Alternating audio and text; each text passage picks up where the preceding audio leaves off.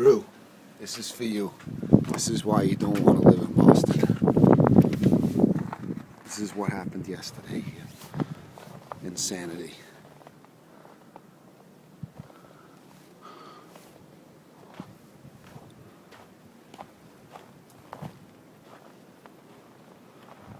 Yeah, Drew, that's over your head and almost over my head. That fence is pretty tall.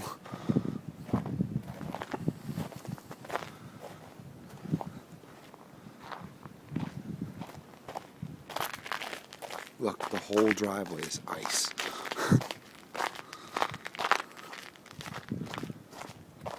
And as you make it out towards the street, the snow is just covering everything. It's insane. And it's so bright, of course, because the sun reflects off all the snow. Wow. Holy crap. This guy is not going anywhere for, well, a long time, maybe a week.